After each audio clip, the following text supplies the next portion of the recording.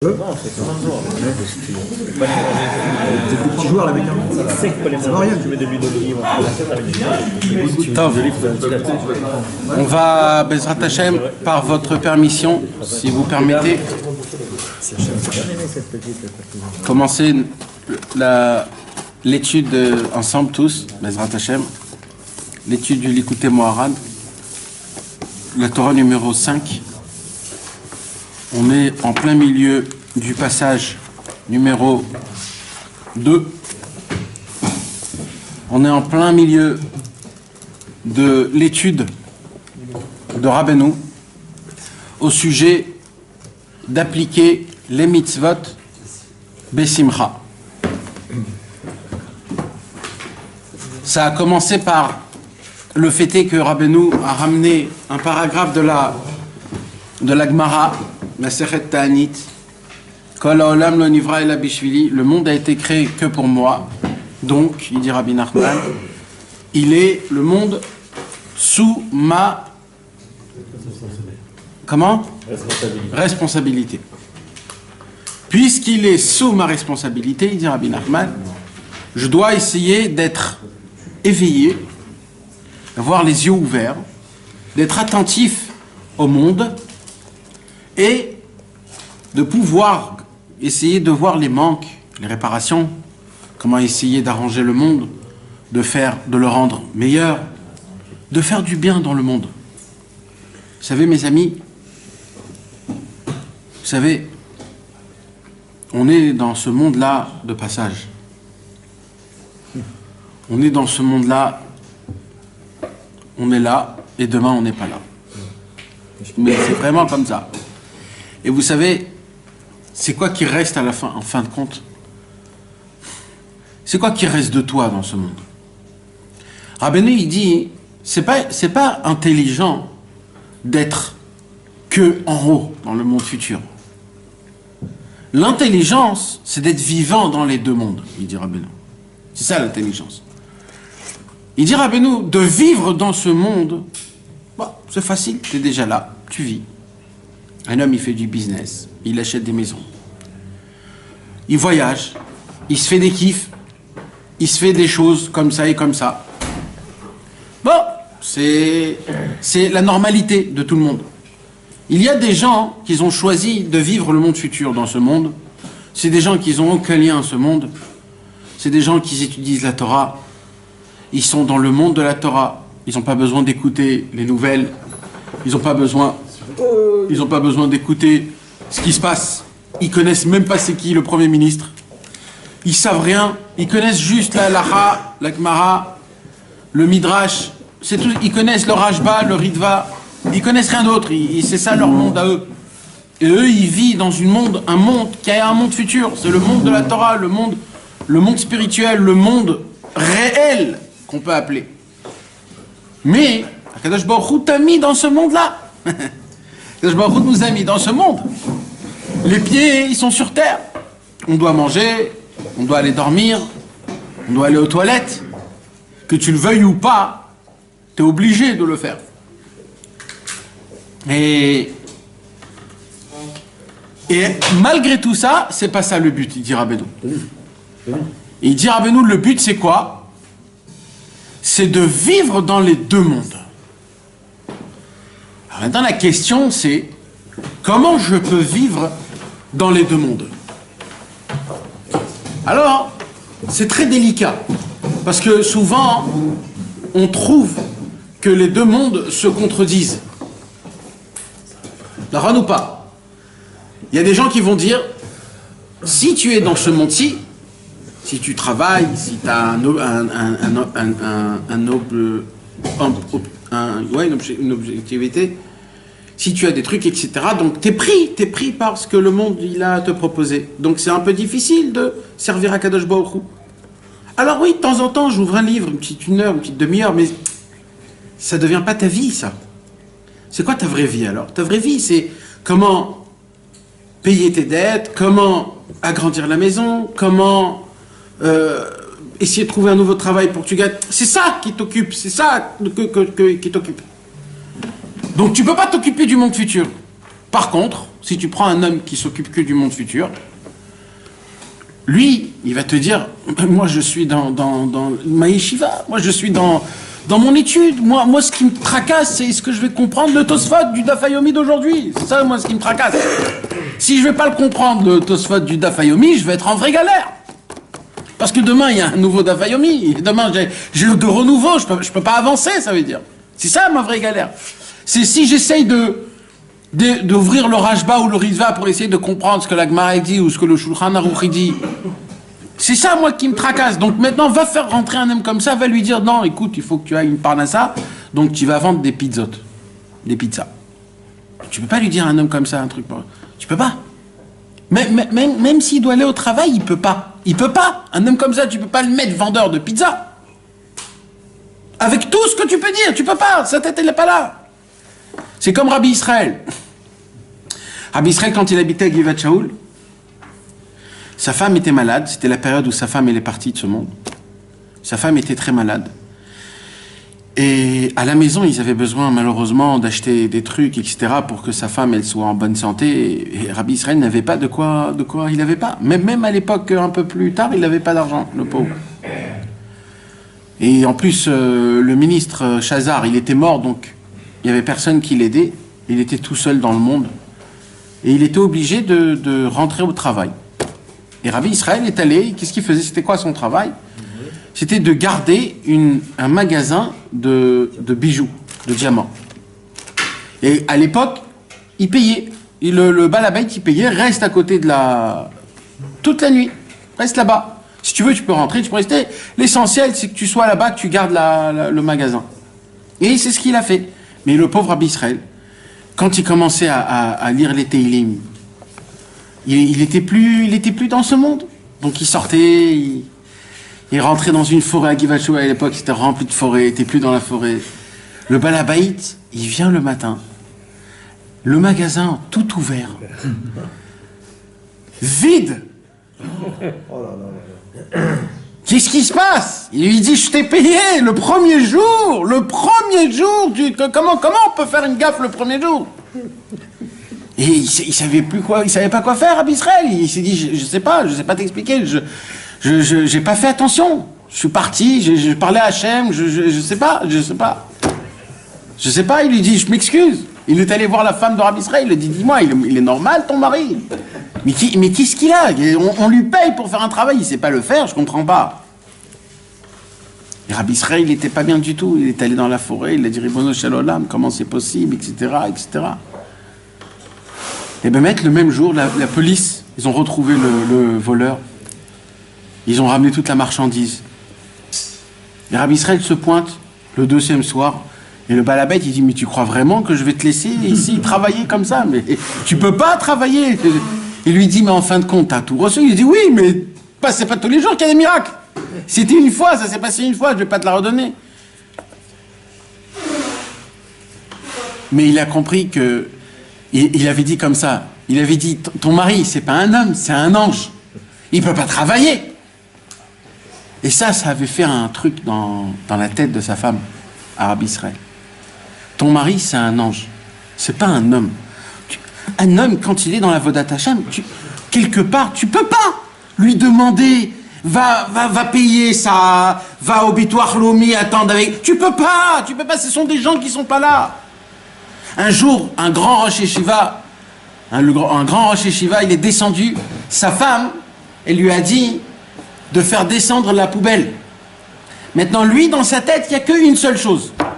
C'est toute la dracha qu'il va dire dans la Yeshiva. C'est le jour où la dracha, une fois par semaine, il y a le shiur du Rosh Yeshiva où toute la Yeshiva écoute le shiur. Et lui, il était tellement dans son... Il n'a pas entendu, il a pris le premier sac qu'il y avait à la maison, il a jeté à la poubelle. C'était un sac rempli d'argent. C'était de l'argent qu'il devait donner à sa fille qui devait se marier. Il a jeté à la poubelle. Et sa femme, elle lui dit, mais tu t'imagines que j'ai fait attention, que tu as pris le deuxième sac, et heureusement qu'on a retrouvé le sac à la poubelle, mais tout aurait jeté. Parce qu'ils sont pas dans ce monde. Eux, vous croyez que cet homme, quand il s'assoit, il voit une bouteille de coca, il voit des pizzas, il voit des gâteaux. Il voit pas tout ça. Il a dans sa tête, il est dans un autre monde. C'est un autre monde. Tu viens, tu lui parles de quelque chose, il te répond, mais il n'est pas là. Il n'est pas là. Donc normalement, quand un homme il vit une vie d'un monde spirituel, apparemment, le monde spirituel ne colle pas avec ce monde, apparemment. C'est impossible. En plus, la grossièreté de ce monde, elle est tellement grossière que tu peux pas le vivre, que tu le veuilles ou pas. Mais Rabbi Nachman, il vient nous briser une mouskama, comment on dit, comment Une affirmation. Un préconçu, ouais. Que quoi? Que oui, c'est possible. Rabbeinu, il dit, c'est pas juste que c'est possible. Rabbeinu, il dit, le Hémet, c'est d'être vivant dans les deux mondes. Comment on peut être vivant dans les deux mondes? Parce que même si tu parles de la mort, quand un homme, il meurt et qu'il va dans le monde futur, t'es mort. Tu vis plus en bas, que tu le veuilles ou pas. Alors comment tu peux vivre dans les deux mondes? Tu peux pas vivre dans les deux mondes. Mais, vous savez, mes amis, chaque homme dans ce monde, c'est comme une graine. Chaque homme. Chaque homme, il plante une graine dans ce monde. Des fois c'est une seule, des fois c'est deux, des fois c'est 10, des fois c'est 100. Et dans ces graines-là, il reste à tout jamais dans ce monde. Ça embellit le monde un peu plus. Tu as embelli le monde un peu plus. Comment? Par rapport au bien que tu as fait dans le monde.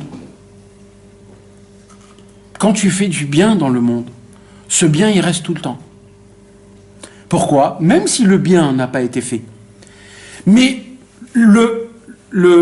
l'acte du bien que tu as fait, si tu as aidé quelqu'un, si tu as renforcé quelqu'un, si tu as même donné un petit nahat, comme on dit, comment on peut dire, un petit kiff, un réconfort, même un petit mot, ou alors un petit, comment ça va, Baba? Ça va bien ce matin? Tu lui fais un sourire. Juste cet acte, c'est cette énergie avec ta main que tu as fait. C'est une énergie que tu as sortie. Tout, c'est de l'énergie. Tout est calculable. Quand tu t'assois, tu as créé de l'énergie dans ce monde. Cette énergie, elle s'en va pas en l'air. C'est une énergie qui existe. C'est de la physique. C'est Einstein qui l'a prouvé. Aucune énergie dans le monde ne part en vain. Toute énergie, quand je fais comme ça, ce que je viens de faire, ça va rester à tout jamais dans ce monde. Et c'est une énergie quelconque qu'elle part et qu'elle va faire, je ne sais pas quoi. Mais elle reste toute sa vie. Donc, quand un homme il fait un acte de bien, de bon dans sa vie, quand il part de ce monde, en vérité, il est encore vivant. Pourquoi il est encore vivant? Parce que l'acte, l'effet, l'impact, il est encore là. Vous savez, quand il y a une bombe atomique, il y a le champignon, mais juste avant le champignon, il y a le souffle. Ce souffle-là, quand un homme il fait une mitzvah, mes amis, c'est comme une bombe atomique. Il y a le champignon qui monte dans le ciel, c'est la façon de la mitzvah que tu as fait dans ce bas monde. Que tu as appliqué une mitzvah, mamache, tu as fait une mitzvah. T'as fait quoi? T'as envoyé une bombe atomique, une énergie incalculable, une lumière, une puissance qui monte en haut, mais ça reste pas en haut. Il y a aussi le Hedef, il y a aussi le souffle d'en bas. Le souffle d'en bas, c'est combien cette mitzvah, elle va aller et propager. Chez tes copains, chez tes amis, chez ta femme, chez tes enfants, chez tes voisins, là où tu pries. C'est un souffle. Chaque mitzvah, elle a un impact. Alors des fois, la mitzvah, elle a un petit impact. Bon. Et il y a des fois, il y a des mitzvot qui ont des impacts très forts. Quand par exemple, tu fais quelque chose que c'est difficile, mais tu le fais quand même, c'est un impact qui est très fort. De base, tu veux pas le faire. Ou alors quand tu fais quelque chose et tu comprends que ce que tu as fait, c'est quelque chose d'important. Par exemple, de danser, de chanter, à remercier Hachem que j'ai les tzitzit. Ça fait combien de temps qu'on l'a pas fait, ça? Vous savez, mes amis, que la mitzvah de tzitzit, c'est une mitzvah que sa gimatria à elle, c'est la gimatria de 613. Alpi pshat alacha, pshat, on rentre pas dans la Kabbalah, on rentre. Quand un homme il a un tzitzit sur lui, le pshat, la Torah nous dit, cet homme-là il applique 613 mitzvot chaque seconde. Chaque seconde. C'est une mitzvah qui est tellement simple et on l'a chaque seconde, on ne fait pas attention. Il y a un midrash qui dit que même le plus grand des pochés Israël, le plus grand rachat, qui fait les plus grandes avérotes dans le monde, mais qu'il a le tzitzit avec lui, le midrash il dit, il s'appelle pas poché Israël, il s'appelle Tzadik Veracha. Vous imaginez qu'il y a un homme, il y a un moussag, parce que nous on croit qu'il n'y a que Tzadik ou que Racha, mais c'est complètement faux. Ça existe aussi un Tzadik et Racha, ça existe aussi. Comment? Le midrash il dit, quand tu vois que tu fais des paquets d'avérotes, le midrash il dit alors, fais des paquets de mitzvot. Parce que je sais que si je te dis d'arrêter de faire les avérotes, tu vas pas arrêter. C'est un combat, c'est difficile. C'est un fait. C'est une réalité. C'est ce que tu es.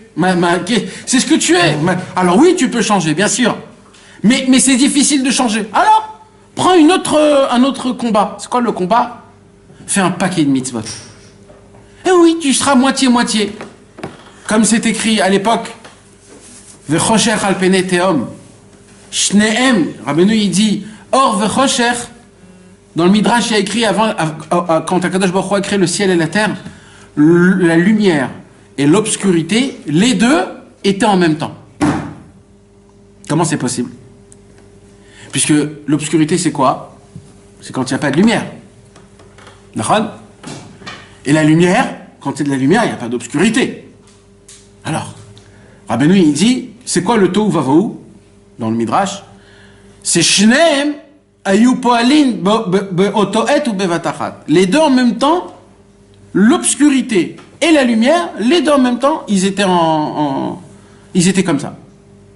Parce que l'obscurité première que Dieu a créée, Dieu il a créé. C'est une création, l'obscurité. L'obscurité, c'est pas un manque de lumière. Après, c'est devenu un manque de lumière. Mais quand Dieu a créé le monde, l'obscurité, c'est quelque chose qui a été créé. C'est moins qu'une création mamash, mais c'est une création quand même.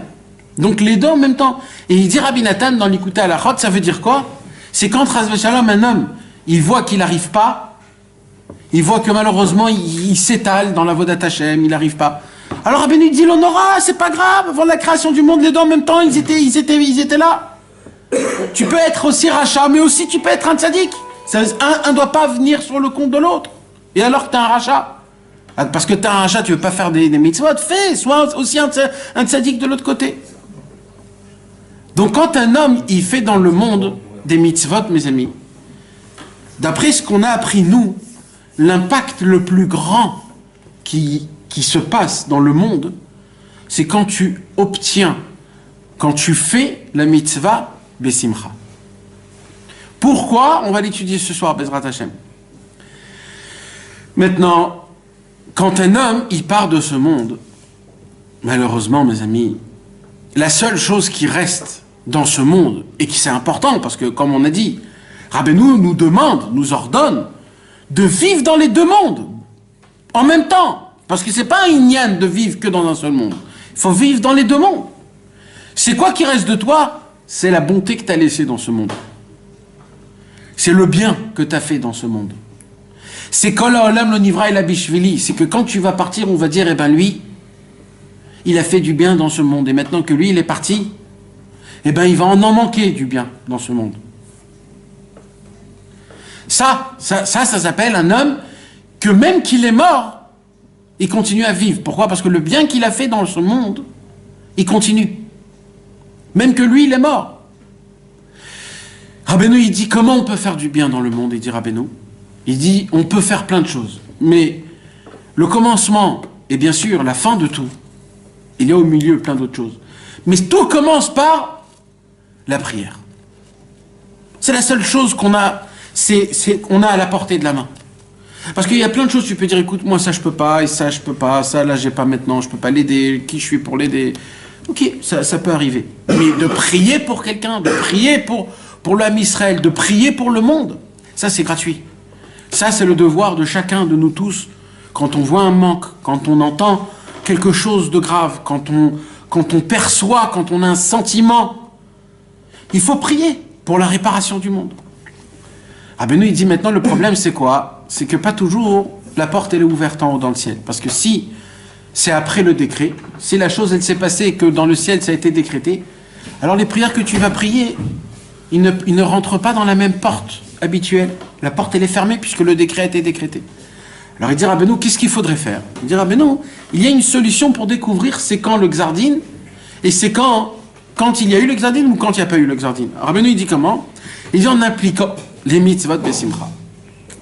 Jusqu'à là, on est arrivé plus ou moins dans l'étude de notre Torah du Likutei Moharan. Comment? On va le voir ce soir, Bezrat Hashem. Alors maintenant, Rabbeinu nous avait expliqué que il y a deux sortes de prophètes. Le prophète qui voit une vision qui est propre, qui est claire, et le prophète qui voit sa vision moins claire. En hébreu, ça s'appelle Aspaklaria Meira, Aspaklaria She'ena Meira. Le miroir qui éclaircit, le miroir qui n'est pas éclairci. La fenêtre qui est claire, qui est transparente, ou la fenêtre qui est moins transparente. Il y a Moshe Rabbeinu, quand il donnait des prophéties, c'était Zé, ça. Et quand les autres, ils donnaient leurs prophéties, c'était Ko, c'est-à-dire comme. Donc c'est pas 100%. Alors là, on est dans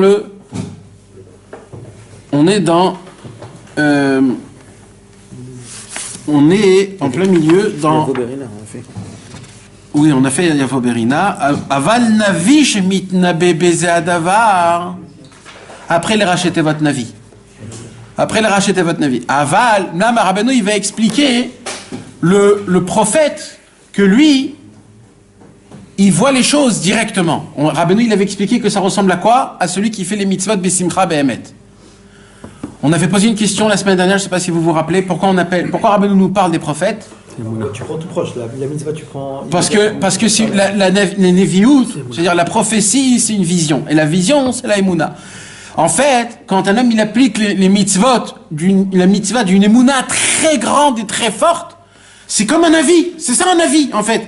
C'est qu'il voit la chose directement. Alors maintenant, il y a des niveaux de Emouna, d'accord? Il y a la Emouna où il dit, ouais, Bezrat Hashem, plus tard, je vais gagner. Ça, c'est un avis qui est un peu moins. Lui, c'est qu'au, parce qu'il le voit plus loin. Lui, il dit, c'est qu'après 120 ans que je vais découvrir ma... Donc lui, il n'est pas Bessimcha Mamash. Il dit, Rabbeinu, mais il y a l'autre Navi. C'est qui l'autre Navi? C'est Moshe Rabbeinu. Que Moshe Rabbeinu, lui, il voit Mamash la chose. Ça veut dire quoi qu'il voit la chose? C'est que lui, quand il applique la mitzvah, il est dans le Olam Haba déjà. C'est pas plus tard qu'il va recevoir le Olam Haba. C'est tout de suite, maintenant, il ressent le Olam Haba, Mamash. Ça, c'est une prophétie, c'est une émouna qui est à la perfection. Rabbeinu nous demande de pouvoir essayer d'appliquer cette chose-là. Maintenant, il explique. Par contre, le prophète, que quand lui il prophétise en disant ceci. Ça veut dire quoi? C'est que lui, il s'en fout de la récompense. De la mitzvah, il fait pas les mitzvot parce qu'on est récompensé. Et la rotseba mitzvah be'atzma, lui, il cherche quoi? La mitzvah en elle-même, lui, il cherche. Shumesamer kol kar ba'asiyata, il est tellement content du fait qu'il est en train de faire une mitzvah. Cette mitzvah-là, il est tellement content de cette mitzvah. Atshememaes bechol min sachar, jusqu'à qu'il est dégoûté de toute récompense. Nimtza, de là ça sort, she'olam haba shelo, mitzvah batzma, que lui, pour lui, le monde futur, c'est dans cette mitzvah. Donc cet homme-là, il vit dans les deux mondes en même temps. D'accord ou pas? Bah oui. Donc, c'est un grand chidouche. Parce que jusqu'à maintenant, la plus grande question, c'est comment tu peux vivre en haut et en bas. Tu ne peux pas vivre en haut et en bas. Rabbeinu, il dit, si, il y a une barrière, que cette barrière, il faut la casser. Au moment où tu casses cette barrière, tu peux vivre dans les deux mondes. Cette barrière, c'est la barrière de la simcha. Un homme qui est sameach, il n'a plus de barrière. Ki besimcha, tetseu. Tu sors comment? Que par la joie. Tu peux enlever la barrière. Il y a écrit qu'un homme qui est joyeux, il n'a pas de barrière. Parce qu'un homme qui est joyeux, il s'en fout, il dit allez vas-y, rentrez, venez, il n'y a pas de problème. Un homme qui n'est pas Bessimra, il dit écoutez, nous on a un seder, il fallait venir à cette heure-ci, 2 minutes plus tard, c'est pas possible, excusez-nous. Ça c'est un homme qui est triste de vivre. Mais un homme qui a la joie de vivre, il s'en fout de tout, il est là, il n'y a pas de barrière. La simcha. Donc maintenant, qu'est-ce qui se passe? Il dit Rabbeinu, quand un homme, il est joyeux de la mitzvah, hein, il dit Rabbeinu, jusqu'à que quoi? Qu'il est tellement content qu'il veut rien dans le monde que d'appliquer une deuxième mitzvah. Celui qui est joyeux, excuse-moi. Ouais. Quand celui qui est joyeux, c'est celui qui a vu un Kadosh Baruch. C'est celui qui voit Hachem. Exactement, c'est ce qu'on voit. Celui qui ne le voit pas, Exactement. il reste avec ses principes, ses trucs. C'est lui, un Imlor. C'est pas ce qu'il dit là. Hein? C'est pas ce qu'il dit là. Pourquoi? On l'a dit, il ressent. C'est pas qu'il ressent, mais sa mère. Mais sa mère. Chez où mais sa mère? C'est quoi mais sa mère? Il ressent pas. S'il ressent, alors ça dépend d'en haut.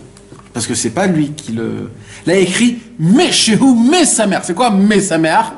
C'est que lui-même il s'efforce à avoir de la simcha dans ça.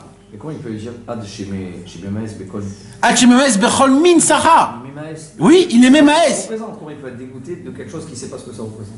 Ça ne l'intéresse pas, on peut dire. Comment il peut dire non, il est dégoûté du salaire?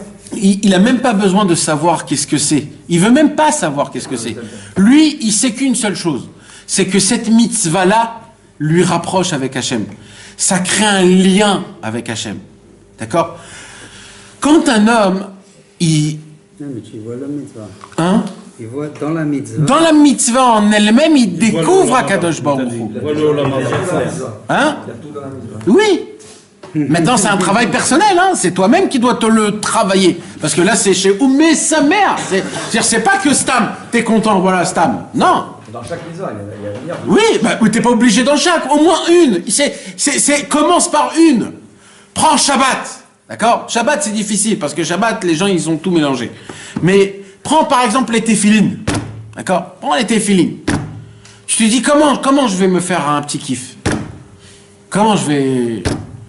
Tu vas commencer à déjà, on prend des choses les plus simples. Tu commences à t'acheter déjà un nouveau talet. Ça va te donner l'envie du matin. Des nouvelles pochettes. Un beau sidour en cuir, qu'il est spécial que pour le matin. Tu t'achètes plein, comme les accessoires qu'on adore, les iPhones, les iPads, les trucs. On a 150 milliards de trucs électroniques, etc., etc. Il faut faire pareil dans la Vodat Hashem. Après, ça va donner du cheshek. Si tu as un peu d'argent, achète-toi des nouvelles téphilines qui sont méoudar, tu vas commencer à te préparer avant. Tu vas dire, ceux-là, ces téphilines, je parle pas avec eux. Et là, tu sais que c'est spécial, tu parles pas, ils sont propres, ils sont kadosh, tu commences à créer des barrières que grâce à ça, t'as rien par rapport à ce monde, ça devient iroudi, ça devient unique, ça devient spécial, c'est un nouveau travail. Et là, tu vas voir comment tu vas être content, bon, Hachem, j'ai mis mes téphilines, tu vas te dire, bon, je vais étudier un petit peu avec les téphilines, parce que quand on étudie avec les téphilines, ça donne des asagot, ça donne du roi Hakodesh. Rabbeinu, il dit que les téphilines de Rabbeinu Tam, c'est le moire du Mashiach, et grâce à ça, mon cerveau, il va penser comme la venue du Mashiach. Donc tu vas te dire, je vais rester encore une minute, chaque minute, ça m'enlève, ça rend mon cœur et mon cerveau comme le Mashiach. C'est que ça qu'on demande. Et des tout petits trucs. Maintenant, si tu penses pas à tout ça, il n'y a rien qui se passe. Tu as le Sahara Olam Haba, tu as tout ce qu'il faut en haut, mais pas ici. Rabbeinu, tout son inyan à lui, c'est quoi? C'est que tu vis les deux mondes en même temps. C'est que ton Olam Haba, tu l'as déjà maintenant. Maintenant. Tu vas mettre les téphilines et pour toi, c'est le Olam Haba le plus grand. Quand tu vas enlever tes téphilines, tu vas dire waouh, quel mérite. Parce que tu as commencé à goûter à commencer un petit peu. Tu commences à ouvrir la petite fenêtre, elle commence à éclaircir. C'est à ça qu'on pense. C'est pas au Sahara. Exactement. C'est pas du tout. C'est pas de te dire grâce à ça, je vais avoir ça et ça va me faire ça et dans le set ça. Hein? Dans certaines mitzvot, on l'a ça, quand on allume les début, bougies de Hanouka, quand on voyage à Oman, on n'attend rien en retour. Ouais. Non. Oui. Pas dans toutes les mitzvot. Les maes, les Srar Olam Haba, Ouais. c'est le sifour de Baal Shem Tov. Ah. Il a dit, Hachem, il a dit, voilà, t'as plus d'Olam Haba, et maintenant tu peux. Ah, Nachon. Je sais qu'il n'y a pas de. Nachon. C'est une très belle. Nachon, il a fait. C'est que, comment on peut expliquer chez Oumema S? Comment tu peux être dégoûté? Alors, il dit que quand le Baal Shem Tov il a voyagé en Eretz Israël et qu'il avait promis un enfant au couple, alors Akadosh Baruch Hu, il lui a dit t'auras plus d'Olam Haba. Alors là, qu'est-ce qu'il a fait le Baal Shem Tov? Il a dit Kaha, comme ça. Eh ben si c'est comme ça, ben je vais servir Hachem sans aucun Olam Haba, encore mieux. C'est ce que j'attendais en fait. Donc il a été même à S. Il a dit que ça part. C'est ce que j'attendais, sauf. Donc lui, il est Mamash, c'est.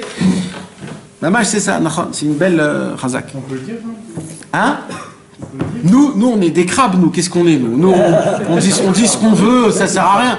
Non, on est des rien du tout, on est des rigolos. Le Baal Shem Tov, lui, il savait qu'est-ce qu'il avait en haut. Lui, il savait. C'est comme si tu gagnes le gros lot 50 millions, tu prends tous les 50 millions, je m'en fous, allez, vas-y, jette. Ça, tu peux le faire. Personne au monde peut le faire. Pourquoi? Parce que... On n'est même pas capable de perdre. Même 100 shekels, t'es pas prêt, on n'est pas prêt à le jeter. Imagine-toi, t'as 50 millions. 50 millions, tu vis comme ça, tu prends tout, tu jettes. Eh ben 50 millions, c'est encore rien par rapport à le Baal Shem Tov, parce que lui, il l'avait en haut dans le ciel. Et chaque jour, ouais. chaque jour, il ne voulait pas que je lui reste la moindre. Rien du tout. Les qui sont mes amis, on continue un petit peu, parce que je vais arriver juste au Keta Abba. עד שממאס בכל מין שכר נמצא שעולם הבא שלו והמצווה בעצמה וזה בחינת נביא היינו שילום שכר. C'est ça le navi. C'est quoi navi? C'est shilum sachar, c'est de payer parce que la neviut, la prophétie, c'est quoi la prophétie? C'est la emuna, c'est ça que tu vois dans le futur. Tu vois dans le futur ton sachar. C'est où dans le futur ou maintenant, ça dépend. Beprinat aspakara mirak mo adam aroe davar mikarov, comme quelqu'un qui voit quelque chose de proche. Beria yafa ou bara, d'une vision qui est propre et belle. De même manière, il est né, c'est-à-dire il a un plaisir de la mitzvah elle-même. Vescharo negedenav, et lui sa récompense, elle est en face de ses yeux. C'est quoi? C'est la mitzvah en elle-même. L'homme qui est de ce niveau-là, mitzvah besimcha de la kolkar, qui a la possibilité d'appliquer cette mitzvah besimcha très grande, ad, jusqu'à jusqu'à qu'il est prêt à ne pas prendre aucune récompense du monde futur pour cette mitzvah-là, ou lui, yachol leida, il peut savoir, ben kodem gzardin, leachar gzardin. Un homme comme ça, lui, il peut savoir la différence entre le Kodem Tzardim ou la Chag. Ça veut dire non, sinon Rabbeinu il parle pas au Baal Shem Tov, Rabbeinu il te parle à toi. Et à qui il a écrit le Likutei Moharan? Il a écrit à toi. Alors, c'est à toi. Toi aussi. Nous on peut arriver à ça. Mais alors pour qui il a écrit Rabbeinu? Pour qui il a écrit le Likutei Moharan? Rabbeinu il a dit depuis l'âge de 3 ans jusqu'à l'âge de 70 ans. Le Likutei Moharan il est fait pour tout type d'âge. Même 3 ans. Le Likutei Moharan, il est fait même pour un enfant de 3 ans. Chas v'shalom de dire qu'il y a une virgule ou un point que même un enfant de 3 ans ne peut pas appliquer dans le Likutei Moharan. Alors lui, son application, c'est pas le tien. Le tien, c'est le tien. Chacun, mais l'application en elle-même, Rabbeinu, il parle à tout type d'âge. Chas v'shalom de dire que c'est pas pour nous, ou c'est pas pour nous, etc., etc. C'est un travail que nous. Et celui qui veut voir comment ça s'applique en nous, il faut qu'il lise le Likutei Halachot. Le Likutei Halachot nous a fait montrer comment c'est applicable, comment on peut le faire. Entre autres, on avait dit, mes amis, je vous rappelle juste, que une des raisons pour laquelle c'est le tzaddik qui fait ce travail-là. Bien sûr que c'est le tzaddik qui fait ce travail. Nous, on ne fait pas ce travail-là. Alors pourquoi Rabbeinu, il a écrit ça?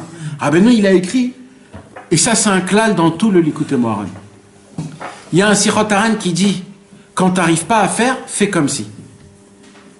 Il y a un Likutei Halachot exceptionnel que Rabbi Nathan il dit comme ça. Il dit, c'est un Likutei Halachot mamash, très dur. Rabbi Nathan il dit, vous voulez savoir quelque chose? Béhémet, tout ce qu'on fait dans la Torah, quand on le voit comme il faut avec une vraie loupe, c'est tout b'diavad.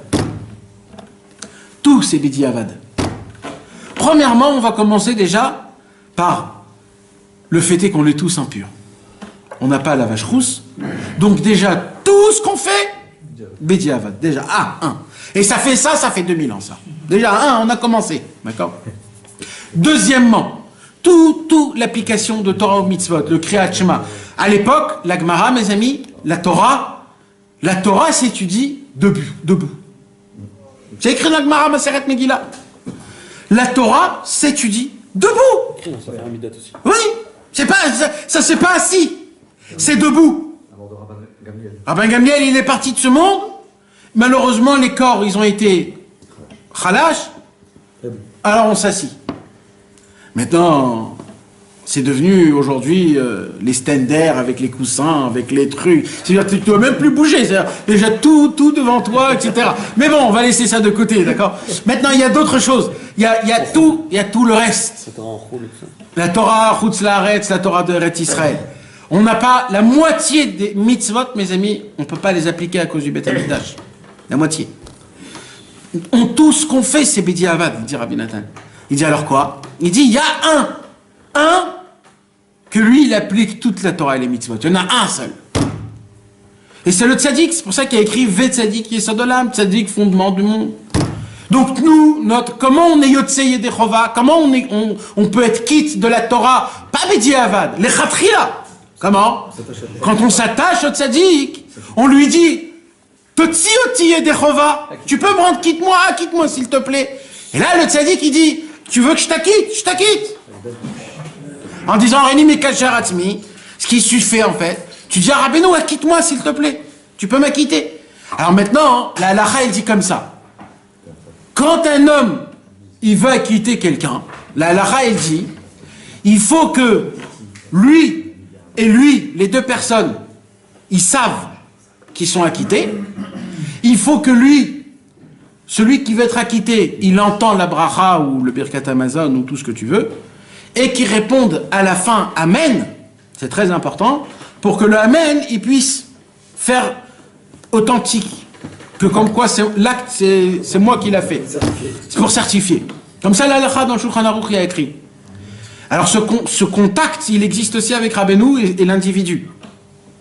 C'est que la demande, c'est quand on dit Areni Mekacher.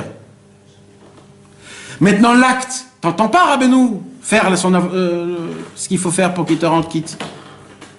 Alors il dit comme ça, Rabbi Nathan, comment tu arrives à le faire? En le faisant toi. Parce que les gens ils vont dire, bah si c'est ça, on s'acquitte toi Rabbeinu, et vas-y. On va à Ibiza faire kiff-kiff. Ah, Rabbi Nathan dit non. Pourquoi? Il dit parce que toi, tu dois faire comme si. Et de la manière de comment tu vas essayer de faire la chose, comme ça tu seras acquitté. Ça veut dire maintenant que tu apprends que Rabbeinu il dit il faut être les mitzvot besimcha, tu peux pas toi être besimcha de la mitzvah en elle-même. Alors tu vas faire comme si. Et le comme si dans le ciel, ça sera le tampon comme Mamash.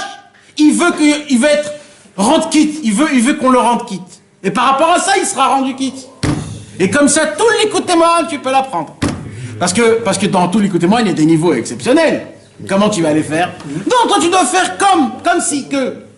C'est Rabbeinu qui fait tout. C'est ça que Rabbeinu il a dit. Hein? Ko, exactement. Nous on doit faire ko, et Rabbeinu il fait le zé. Hein? Le tzaddik, il était tamé comme nous. Le tzaddik? Quoi? Tu as dit quoi là? Non, le tzaddik. Il comme nous, il a fait la vache rousse. Mais comme tout le monde, mais ne me regarde pas comme ça. Tu veux le péter quoi? Il n'est pas de ce monde, le tzaddik. Après, tu peux parler après. Mais quoi après? Il n'est pas de ce monde du tout. Non. C'est lui le tzaddik. C'est lui la Gdusha en elle-même. C'est lui la vache rousse. S'il y avait la vache rousse, il serait passé à la vache rousse comme tout le monde. Ça, c'est des contes à tourner en rond parce que ça nous sort rien tout ça.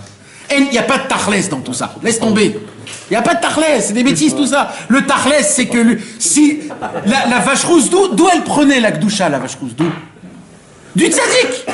Toute la racine de tout, c'est le tzaddik. C'est lui qui le haut tsar. C'est un haut tsar, le tzaddik. C'est un trésor.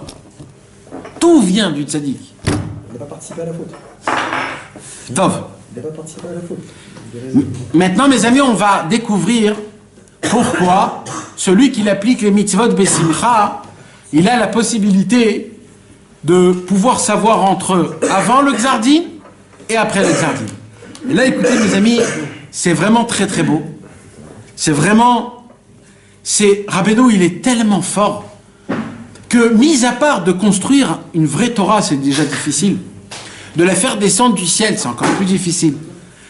Mais il y a aussi de la laisser qu'elle coule de la bouche comme du miel. Que tu peux manger un pain, quand on fait un pain, c'est difficile. Il y a 10 travaux comment faire le pain. Déjà, tu dois semer, tu dois prendre, tu dois écraser, tu dois trier, il y a 10 travaux à faire. Après, il y a plein d'autres choses, plein, jusqu'à que ça sort un pain. Et des fois, avec tout ce travail, le pain, il sent pas bon. Il est pas bon, le pain. Voilà, il est pas bon. T'as tout fait, tout comme il fallait. Le pain, il est pas bon. Mais c'est du pain quand même, il te rassasie. Mais il est pas bon. De faire sortir un pain délicieux jusqu'à que... Parce que normalement, aujourd'hui, le pain, il est tellement pas bon aujourd'hui, le pain. Parce qu'il y a tellement du chimique qu'aujourd'hui, le pain, il est venu accueillir des autres plats. C'est pas le plat émette. Le pain, tu le manges, c'est accompagné. Pour essuyer une petite salade, prendre une petite salade, faire... C'est pour ça. Le pain, c'est pour manger des salades avec. Mais à l'époque, mes amis, le pain, c'est ça. Le pain, ils mangeaient du pain. Qu'est-ce que t'as mangé aujourd'hui? Il n'y a pas qu'est-ce que t'as mangé aujourd'hui. C'est pas ça, il n'y a pas ça. Aujourd'hui, c'est du pain. Le pain, ils mangeaient un vrai bon pain. Quand tu mangeais le pain, t'étais rassasié. Mamash. Parce que quand tu goûtes un vrai pain, et Rabbi Nathan, il dit, mamash, mais foi, j'ai dit. Dans Ilchot Birkat Aperot, je crois, il dit que dans le pain, il y a tous les goûts du monde. Ben, mette pas tous les goûts du monde, ils sont dans le pain. Le pain, c'est la racine de tout. Mais malheureusement, nous, on ne connaît pas. Ben, Rabbeinu, en dévoilant cette Torah, il a non pas fait juste un pain exceptionnel, mais il a fait dedans un goût. Et cette explication que Rabbeinu va nous expliquer, c'est ma mâche. Vous allez goûter ce goût, comment il est beau, comment Rabbeinu il l'explique. Écoutez bien. Ki ha mitzvot em koma shlema. Rabbeinu nous apprend. Les mitzvot, c'est tout Un étage. Niveau. Non, une forme, une apparence. Construction. une structure. Voilà, une structure. C'est tout un monde, ça veut dire. C'est tout. Je vais vous expliquer. C'est quoi coma? Comment j'arrive au mot coma? Coma, en fait, dans le langage thoraïque, coma, c'est un être humain. Pourquoi? Parce qu'un être humain, c'est une perfection. Quand on veut appeler quelque chose qui est parfait, on appelle coma. C'est pour ça que le mot coma, c'est le même mot que mikvé. Parce que le mikvé, c'est la perfection. Alors, à l'envers de mikvé, c'est coma. Coma, c'est quoi? C'est, il y a une tête, il y a des épaules, il y a deux mains, il y a un ventre, il y a des pieds. Ça s'appelle une perfection. La perfection, c'est le numéro 613. Dans le numéro 613, ça s'appelle, dans le lachon de la Kabbalah, ça s'appelle un partsouf, une face, une figure. C'est tout un monde. Ça veut dire, d'un coma, tu peux créer un monde. Vous savez, aujourd'hui, il y a des bases cachées souterraines dans le pôle Nord. C'est la bulle si le monde part en faillite. Alors là-bas, il y a toutes les graines de tous les fruits et légumes. Il y a toutes les sortes de... Il y a comme un mini monde en entier. Comme ça, si le monde il est détruit, ils peuvent recréer un autre monde rempli de bêtises qu'il y a aujourd'hui. C'est-à-dire, ça veut dire que même la bêtise, elle est éternelle. Ça veut dire il y aura toujours des imbécilités. Comment faire de l'électricité. Il y a là-bas toutes les injections des maladies, etc. Pour créer un autre monde pareil. Koma Shlema, c'est quoi? C'est ça, c'est un monde. C'est un équivalent d'un monde en entier. Alors, ça, il existe dans 3 dimensions. Ce coma. C'est quoi le coma? Je répète, c'est une perfection mondiale. Perfection où il y a tout. D'accord? Ça existe dans 3 dimensions. Dans Olam, dans Shana et dans Nefesh. C'est-à-dire, dans le Nefesh, dans le corps humain, il y a en tout 613 magnonymes, c'est-à-dire des veines et des membres, que chaque membre en lui-même, c'est une invention exceptionnelle qui a un travail. Le plus beau de tout ça, c'est que ce membre, tu le places dans le corps humain, il n'est pas détaché. C'est pas comme une pile que tu mets dans une voiture pour que la voiture elle puisse aller. C'est que le membre, il est attaché et relié par des autres membres. Et qu'ils ont aucun kécher avec l'autre. Le cœur, il est attaché avec les poumons. Mais le cœur et les poumons, ils n'ont aucun lien. Le cœur, il a son travail, les poumons, il a son travail. Mais Hachem, il a fait en sorte qu'il y a quand même un petit travail avec le cœur, avec les poumons. Et comme ça, tous les membres, ils sont tout seuls, d'un côté, mais Hachem a fait en sorte qu'ils soient collés à des autres membres, attachés même avec des mêmes tuyaux, mais chacun il a son travail, un ne prend pas l'autre. Mais quelque part, un et tout forment tous à quoi? Un corps humain. Complémentaire. C'est complémentaire. Ça veut dire c'est une perfection. Ça veut dire dans un corps humain, tu vois, tu entends, tu touches, tu goûtes. Tu peux marcher, tu peux aller d'un endroit à un autre endroit. Tu as des sensations. D'où vient tout ça? Comment le corps, comment cette perfection, cette machine à la perfection, elle a la possibilité de maintenir chaque seconde une perfection de vie? Parce que nous, on vit à la perfection, mes amis. Vous savez ça? Notre vie, c'est 100%. On a 100% de vie. Ça n'existe pas 99% de vie. 99% de vie, il est mort, le monsieur. Vous comprenez ce que je suis en train de dire? Vous êtes d'accord avec moi? C'est ou 100% ou tu crèves. Ça n'existe pas. Lui, il vit 90%, ça n'existe pas. Donc imagine-toi que Dieu, il te met à ta vie, à 100%, il te met. À 100%. Et tout ça forme la perfection. Maintenant, il y a la même chose de tout le corps humain. Le sang qui rentre, qui reçoit de l'oxygène, qui va dans les poumons et qui donne de l'air et qui crée du gluant, que le gluant il puisse faire que le cerveau il puisse rester froid, etc. Tout ce qui se passe, toute cette machine qu'on peut même pas s'imaginer, il existe dans le temps. Ça s'appelle Olam. Là, on a expliqué le Nefesh. Nefesh, c'est quoi? C'est la perfection du corps humain. La même perfection du corps humain existe dans le temps. Dans le temps, il y a une année. Dans l'année, il y a 365 jours. C'est Olam ou Shana? Ça, c'est Shana, le temps. Non, le Shana, le temps. C'est quoi le temps? Et que chaque jour, c'est un jour spécial, mais il y a une continuation et un terminement, un à côté de l'autre. Tu peux relier aujourd'hui, hier, comme tu peux pas les relier, parce que c'est 2 jours différents. Et à la fin de la semaine, tu peux relier tous les 7 jours de la semaine à toute la semaine qui va se passer avant. Comme aussi, tu peux ne pas du tout les relier. Chaque jour est important. Chaque jour, t'apprends quelque chose. Chaque jour te donne une force, une puissance. Chaque jour, il y a une lumière qu'il n'a pas un autre. Chaque jour, il y a une étoile qui éclaircit qu'à l'époque, il n'y avait pas d'étoile. Chaque jour, c'est une lumière qui n'a jamais existé. Chaque jour, chaque semaine, chaque mois, chaque an, elle a sa particularité, sa perfection, sa complémentarité. Elle est spéciale, elle est unique. Et le temps, mes amis, il se répète, mais d'une autre façon. Tous les 64 ans, le calendrier juif se répète, divisé par 4.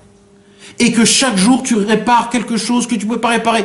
On vit un cycle de vie qui est le même chaque génération, mes amis. Ce que nous, on vit aujourd'hui, notre père l'a vécu, notre grand-père l'a vécu. C'est la même vie. Ça change, des détails changent, mais la vie, elle est la même.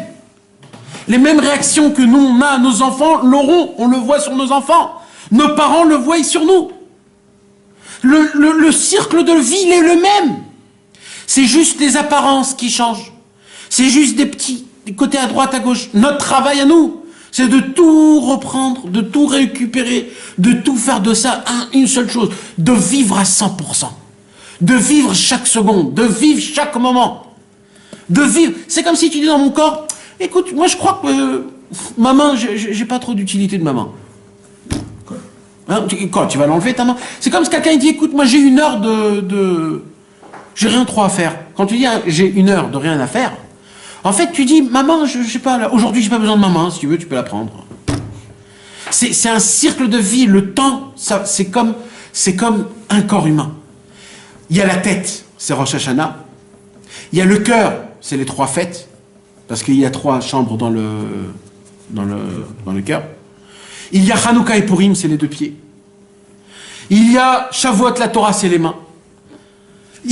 Tout ça forme Shabbat, Rosh Chodesh, ça forme entre autres une Koma Shlema. Quand un homme il applique Torah ou Mitzvot depuis le début de Rosh Hashanah jusqu'à la fin de l'année, il fait le Lulav, il fait ça. Quand il prend le Lulav, c'est comme la colonne vertébrale. Le cœur, c'est le Etrog. Le Hada, c'est la Harava, les yeux, la bouche. Chaque chose, il a son embellie. La Souka.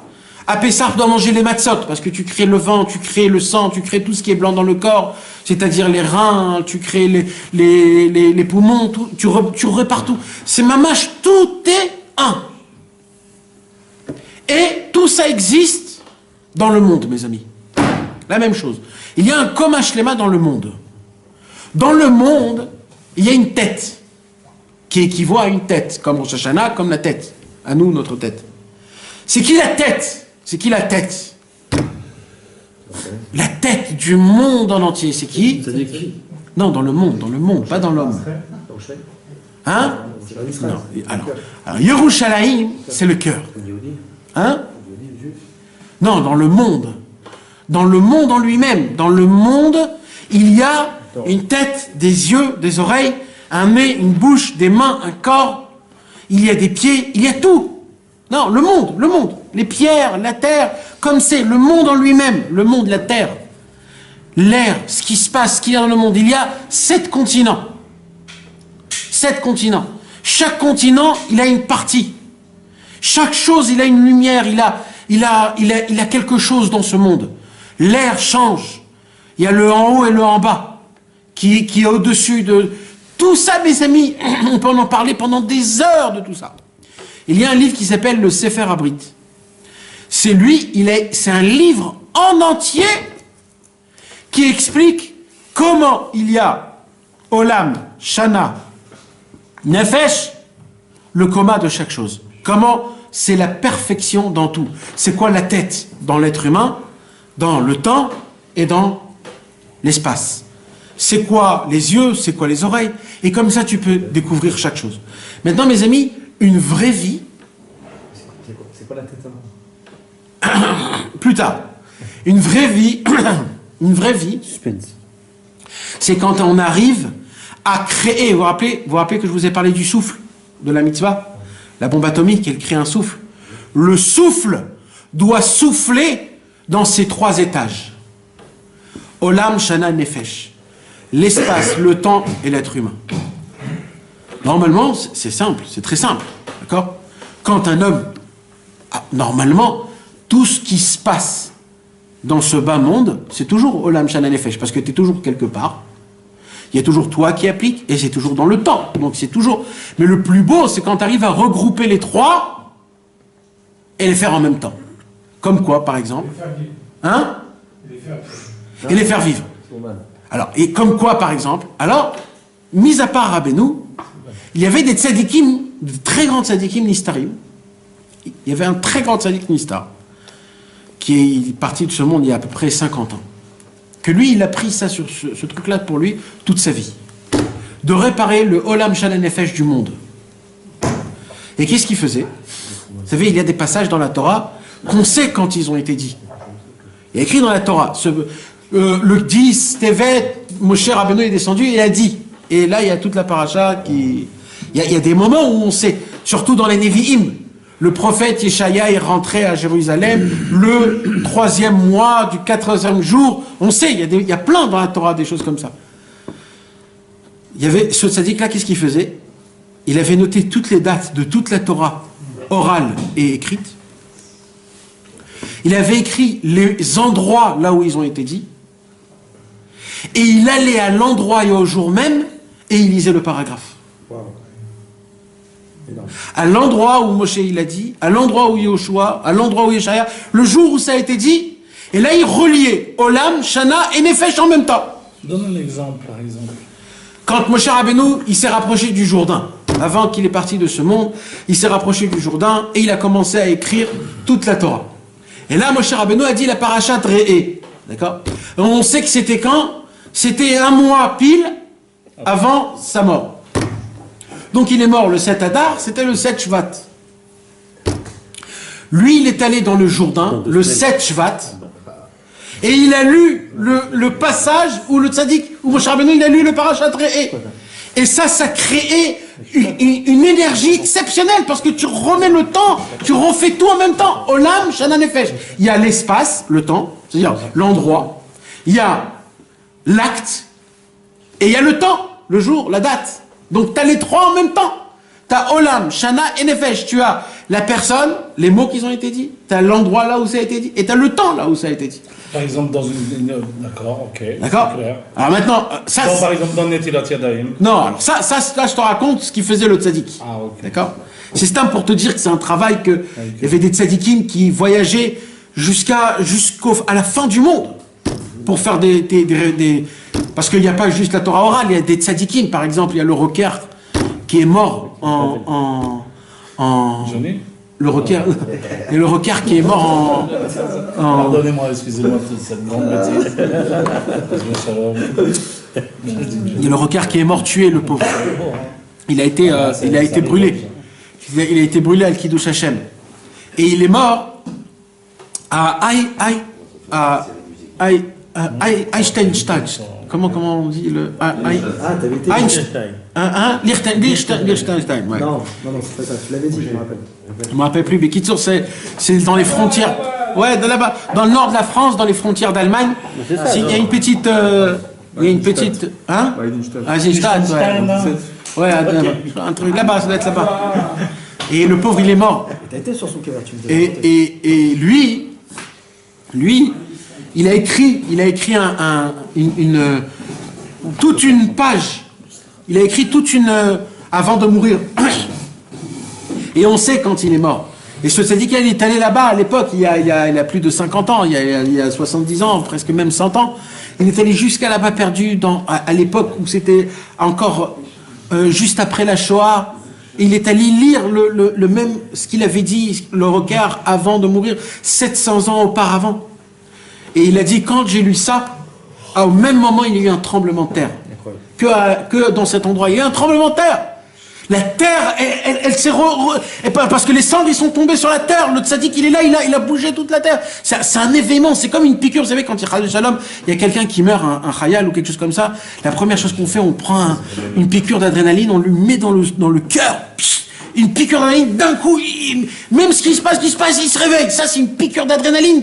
Quand tu regroupes, vous savez, le ségol, on dit le ham ségoula. Le ségol, c'est 3 points.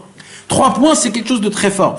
Olam, Shana, Nefesh, c'est 3 points. Quand tu réunis le cercle des 3 points, il y a une force exceptionnelle que tu crées. C'est comme si tu ouvres un truc électrique, comme un câble, qui est en plein milieu il est là, il est vivant. Tu le touches, ça éclate. C'est quelque chose de très très fort. Alors maintenant, Rabbeinu, il dit, tout ça pour en venir où? Rabbeinu, il dit que, matériellement, le Olam Shana Nefesh, il est pareil. Mais spirituellement, le Olam Shana Nefesh, il n'est pas en même temps, les 3. Parce que des fois, tu peux faire, par exemple, prier Shacharit, mais pas au temps spécial.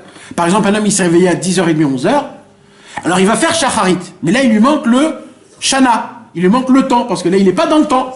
Tu comprends? Un homme, il peut prier chez lui à la maison, alors il n'est pas dans la synagogue, il lui manque l'endroit, d'accord? Il y a plein de trucs comme ça. Ou alors, tu peux être dans la synagogue, etc., mais ta tête, le Nefesh, il n'est pas là, donc t'as pas le truc. Donc il te manque le Olam Shana Nefesh. Rabbeinu, il dit, quand on applique la mitzvah Besimcha Olam Shana Nefesh, c'est-à-dire dans les 3, là, tu crées un vrai tzinor, c'est-à-dire un tuyau qui te recueille à Akadosh Baruch Hu, qui t'ouvre Hachem, et Hachem descend dans cette mitzvah. Et en fait, comment ça se traduit? Ça se traduit en Simcha, il dit Rabbeinu. Non. Ça, c'est pas un Réchimo, ça c'est le mamash, la lumière. La Réchimo, c'est quand tu étais quelque part et que t'es plus là-bas, tu vis de l'empreinte. Mais c'est pas le Réchimo, ça c'est le Or mamash, c'est le Or Ensof mamash. Là, il dit Rabbeinu, comment se traduit le dévoilement d'Hachem? Comment? Il dit Rabbeinu, par la Simcha. Tu t'imagines que tu découvres Akadosh Baruch Hu par la Simcha? T'aurais pu dire par la Emouna, t'aurais pu dire par la peur, t'aurais pu dire par l'amour.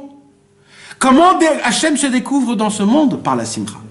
Il dit Rabbeinu, quand un homme, il a une volonté énorme, il essaye de tout faire pour essayer de appliquer cette mitzvah-là, Besimcha. Donc il est, Akadosh Baruch Hu l'accorde, il ouvre la porte, il crée, il dit Rabbeinu. Prends cet exemple de Shacharit qui est super important. Prends cet exemple-là, par exemple, comment on peut être... Un homme, par exemple, d'accord. Alors, voilà. Alors il se dit maintenant... Ça commence du moderne. Ça commence de tout, mais ça commence... Ça commence du diplôme. Mais tu sais quoi, viens, on reste simple, d'accord. On va rester comme on est, nous, Béhémet, d'accord. Ça commence de la façon, déjà, à quelle heure tu te réveilles. D'accord. Donc un homme, il va se dire... Je vais pas aller trop dans l'extrême, ni dans l'extrême de côté. On va dire... 2 secondes, Nathan. On se réveille à 6h, à 7h. Ouais. C'est nous qui reprenons. Ok, d'accord. Maintenant, comment à 6h du matin, on va réussir à cette lumière. Voilà. Alors comment? Tu vas te dire... Afin que ta couverture, tu la jettes. Exactement. Alors en fait, tu vas dire quoi? Imagine-toi... C'est le tarpès. Imagine-toi maintenant, tu rentres dans un magasin, tu vas acheter quelque chose de très important, et on te dit qu'il est fermé le magasin. Oh, tu te dis, qu'est-ce que je vais faire? Comment je vais m'arranger cette journée-là? C'est impossible, je suis obligé de la chose. Maintenant, si on te dit, il y a une possibilité d'ouvrir que pour toi, là, le magasin. Oh, tu dis, quoi? Ben, bien sûr, à quelle heure? À quelle heure? Juste dites-moi à quelle heure? Quand un homme, il est nigache à la prière, comme si c'est quelque chose que, tu peux pas prier Shacharit toute la journée. Il y a un temps spécial que Shacharit dans le ciel, il y a 3 heures, où la porte de Shacharit est ouverte. Elle est que le matin. Et elle t'appartient que à toi. Et tu auras une possibilité, si tu as le mérite, de pouvoir ouvrir une fenêtre, de déclencher une étincelle électrique qui pourra t'allumer toute la journée que par cette prière-là. Quand tu penses à ça dans ton lit, tu te dis, mais tu t'imagines que toute ma vie... Je suis un idiot si je me lève pas. Voilà. Mais J'en ai marre d'être idiot, il y a un moment où il faut se dire, oh, oh, ça veut dire, tu t'imagines que c'est possible que toute ma vie va changer grâce à cette prière? Ah, mais Nathan, il dit, c'est possible qu'un homme change par une prière toute sa vie. Toute sa vie, elle va changer. T'es plus le même. Tu t'imagines, t'es plus le même. T'es plus le même. Tu le vois, hein, de toute façon, quand tu pries Shacharit, pendant la journée... Tu te sens mieux. Tu sens qu'il y a une amtaka. T'as tout radouci. Donc ça, c'est, par exemple, c'est une fenêtre. Voilà, ça te donne une envie. C'est une union. Alors là, qu'est-ce que tu fais? Tu commences, non, pas encore. Là, tu commences à la préparer. Donc là, tu vas commencer à te réveiller, tu es toujours dans les temps. Les temps de Kriyat Shema. Tu as des téphilines cachères. Tu vas dans une synagogue de 10 personnes qui font une prière bien, qui ont plus ou moins une kavana, on va dire, pas une prière bâclée, etc. Et tu vas commencer à venir un peu plus tôt pour te préparer. Parce que Rabbeinu dit, c'est très important la préparation. Comme la préparation, comme ça, tu sens la mitzvah en elle-même. Donc tu viens avant et tu commences. Ouais, mikvé, vadaï, mikvé. C'est Dakar, c'est dit qu'avant la tfila. Et là tu commences à faire un peu d'écouter de filote. Tu commences à faire un peu du tikkun haklali. Vous savez, derrière Hagav, mes amis, pour prier une belle prière, c'est tikkun haklali avant. Parce qu'il y a des gens, ils croient que c'est après ou pendant ou dans la journée, etc. Un conseil, mes amis, le tikkun haklali avant la prière, ça fait une prière. Avant chaque prière? Non, mais le matin avant tout, ça veut dire avant tout. Et Perek Shira, alors là, c'est... Ouais. Non, ouais, ça veut dire ce que tu peux, Stam, je dis des exemples. Parce qu'au moment où tu arrives à la prière, quand tu vas commencer « Odou Lachem Kirou Vishmo », c'est plus « Odou Lachem Kirou Vishmo ». Non, il y a l'ectorette, il y a tout ça. Mais quand tu commences « Odou Lachem Kirou Vishmo », entends les mots que tu dis. Odou Lachem Kirou Bishmo. Ça veut dire, Rabbeinu, il dit, quand tu dis Odou Lachem, tu appelles toute la création du monde qu'ils aillent prier Hachem. Odou Lachem Kirou Bishmo. Appelez-le lui. Tu dis aux oiseaux, aux arbres, aux crabes, à tout le monde. Odou Lachem Kirou. Odi ou pas Mimalilotav. Dites au monde combien notre Dieu est grand. Shiroulo, Zamroulo, chantez-le. Quand tu commences à regarder les mots, tu te dis, mais merci Hachem que j'ai le mérite. C'est sûr que l'homme après il veut rien de vous. Ah, t'as bien compris. Là, la fenêtre elle s'ouvre et elle dit, tu sais quoi? Ras-le-bol de toute la journée, du banquier, de ma femme, du travail. Je reste dans Odou Lachem Kirou Vishmo. Je suis avec les oiseaux qui flûtent, qui sont là. Mamash, vous savez, moi je connais un ami. un homme très, très spécial, qui a un problème.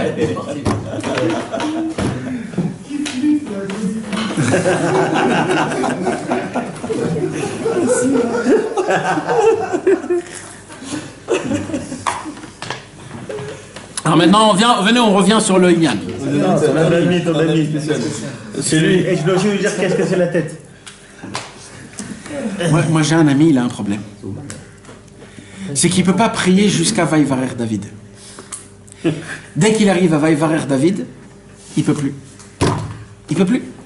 Mamash, il ne peut plus. Il ne peut plus. Il pleure, il ne peut plus. Et il s'arrête. Wow. Il ne peut pas. Il peut pas. C'est énorme. Oh, purée. Il peut pas. Lui, il lit, c'est comme, c'est un vrai, il dit, c'est-à-dire, c'est pas un tzaddik, il sait ce qu'il dit. Odul Hashem, il sait, lui, il sait dans sa tête que quand il dit pas Odul Hashem Kiruvishmo, le monde ne chante pas pour Hashem. Donc en fait, le monde en entier, il attend lui qu'on dit Odul Hashem. Mais ça, c'est chacun de nous tous. Juste lui, il a compris, Béhémet, que s'il dit pas Odul Hashem, Kiruvishmo, Odiu Bamim Alilotav, Shirulo, Zamrulo, Sichu Bechol Niflotav. Lui, il sait que quand il dit ça, tout le monde commence à chanter dans le monde pour Hashem. Et ça, c'est juste le premier paragraphe, parce qu'il y en a plein des paragraphes. Il y a les Alléluia, Alléluia, el Bekocho, il y a tous ces mots-là. Baruch Shehamar, mon frère, Baruch Shehamar. C'est un pétek qui est descendu du ciel, le Baruch Shehamar. C'est le Baruch Shehamar, c'est Dieu qui a écrit ça, c'est Dieu, on lit ce que Dieu a écrit, de sa propre main. Normalement, on ne dit pas, c'est pas comme ça qu'on doit le lire, ça. C'est pas comme ça. Vous savez qu'il y a un chant spécial des Chassidei Breslev. Les synagogues, ils sont pas comme ça. Alors c'est pour ça qu'il faut prier dans une synagogue Breslev. Synagogue Breslev. Pas comme ça ici non plus. Non, mais c'est pas grave, si les autres ils sont pas, si nous on l'est un petit peu. Alors c'est pour ça qu'il faut venir un peu avant. Il faut venir une demi-heure avant la prière. La prière c'est à 7h30, tu viens à 7h. C'est tout le truc, c'est. Est-ce que. J'en ai marre d'arrêter de me faire. De faire avoir je t'en fous d'un heure et demie ou une heure. Le truc c'est. Est-ce que ça va comment je suis Est-ce que ça va Est-ce que je sens que je suis en train de me faire avoir par moi-même, de ne pas faire ça? Oui. Ouais, je le sens, je le vois. Il y a un air Baruch Donc Shehamar. le mec il peut se décider déjà, tu comprends? C'est quoi l'air? Je vais essayer de vous l'envoyer, mais il y a un air des anciens Chassidei Breslev, de la Chaboura, des gens de Trovice. Rabbi Sender de Trovice. Rabbi Sender de Trovice, c'était un... Hein? On a été? Non. C'était où ça? C'est un Breslever. C'est en Ukraine, ça. Ouais. Rabbi Sandre, il s'appelle. Rabbi Sandre de Trovice. Non. C'était bien après, c'était à l'époque de Rabbi Nachman Tulchin. Lui, c'était un grand blagueur, c'était un homme qui faisait... Hein? Ouais, c'était un mec qui faisait que des bêtises, il charriait à tout va, il se moquait de tout le monde, même de Breslev, de la Torah. Et il avait toujours une équipe à côté de lui qui le chauffait pour charrier le monde. C'était un vrai kiffeur, le monsieur, un vrai chicheur. Et un jour, il s'est mis derrière Rabbi Nachman de Tulchin, en se moquant de Rabbi Nachman de Tulchin en faisant la Hafatsa. Rabbi Nachman de Tulchin, il faisait de la Hafatsa. Il prenait le livre, lui écoutait Moran, ou lui écoutait Etzot, il parlait de la grandeur. Et lui, il se mettait à côté, il faisait les mêmes... jusqu'à qu'il ait eu le mérite, en plein milieu, qu'il se moquait d'entendre les paroles. Et dès qu'il a entendu les paroles, il est tombé amoureux. Le coup de foudre. Et là, son équipe est devenue, on appelle chez les Chassidei Breslev, les Srafim de Trovice. Les feux, les séraphins de Trovice. C'est pour ça que lui s'appelle Cendre. Tout celui qui était à côté de lui, il le rendait en cendre. C'était un homme, mais un homme qui... On peut même pas expliquer ce feu qu'il était. C'était toute une équipe, ils étaient toute leur vie ensemble. Et Rabbi Sender de Trovice, il a écrit plein de nigunim de Breslev, plein. Il y a Rabbi Mordechai Elazar Rubinstein, un ancien chassid de Breslev que Rabbi Israël il a rapproché. Et lui, avant de mourir, il avait 92 ans, je crois, ou quelque chose. Il a appelé son petit-fils. Son petit-fils, c'est le clariniste de Breslev, Franck. Et il l'a appelé, et il lui a dit, je vais chanter tu vas m'enregistrer et tu vas créer des... Et il a commencé à chanter tous les nigunim des Terovitse. Et 2 semaines plus tard, il est mort. Si on n'aurait pas ces nigunim, on aurait tout perdu. Et il y a une douzaine où... Et dans ces nigunim-là, il y a plein de nigunim qui chantaient en plein milieu d'Itbo des doutes. En plein, c'était des psukim qui chantaient en plein milieu d'Itbo des doutes. Et là-bas, il y a la façon de comment il disait Baruch She'amar. Et là, mon frère, c'est pas des nigunim de comme parce qu'aujourd'hui, quand on dit une synagogue Breslev, les chants Breslev, comme si que les chants Breslev, c'était ce que Rabbeinu il chantait dans les Chadodi, dans les c'était pas ça du tout, hein, mes amis. Breslev, c'était pas du tout ça. C'est pas ça Breslev. Ça, c'est le nouveau Breslev. Ça, c'est le Breslev pour les jeunes. Mais les vrais Breslev, mes amis, c'est complètement ailleurs. C'est pas ça du tout. C'est des chants d'éveillement, qui t'emportent, qui t'envoient quelque part. C'est pas d'Afka des chants, c'est des chants que il faut rentrer dedans, il faut aimer. C'est des chants que quand tu veux prier Bekavana, ce chant-là, moi j'avais un ami que quand il priait, il mettait cette cassette-là, dans sa chambre et il priait avec ça. Même que c'était pas le même, mais lui il voulait entendre, il voulait qu'il y ait une sorte mais pas une ambiance. Quelle ambiance? C'est pas ça du tout. C'est une ambiance très Sérieux. c'est le sort de Rosh Hashanah, c'est un truc de Itorerut, c'est de la Itorerut, c'est de l'éveillement, t'entends ça, tu peux le chanter plusieurs fois. On trouve ça. Je vais essayer de vous l'envoyer, Bezrat Hashem, juste parce que mes amis, c'est dommage, là on a commencé, il faut que je termine, obligatoire. Bezrat Hashem. Bon, on va s'arrêter là parce que... Non, Pépé encore. Donc on connaît rien en fait. La tête. Qui a mitzvot, Rabbeinu il nous explique comme ça. Car les mitzvot aiment koma shlema. D'accord? Même dans les mitzvot, il y a un koma shlema. Il y a tout un étage. Il y a toute une structure. Ve'em mechayin et kol hakomot. Ça veut dire, il dit comme ça Rabbeinu. Il dit, qu'est-ce qu'ils font les mitzvot? Les mitzvot, en fait, c'est la racine. C'est l'air vital qui va aller dans Olam Shana Nefesh et qui va mettre de la vitalité dans Olam Shana Nefesh. Ça veut dire quoi? Le Ramchal, il explique que, en fait, le monde est sec et manque de vitalité. C'est quoi qui donne la vitalité au monde? C'est la Torah. Comment ils reçoivent de la vitalité, le monde? Il dit, Rabbeinu, c'est ce que ça s'appelle les mitzvot. C'est quoi les mitzvot? Il dit, Rabbeinu, toutes les mitzvot, ils ont un lien avec Olam Shana Nefesh.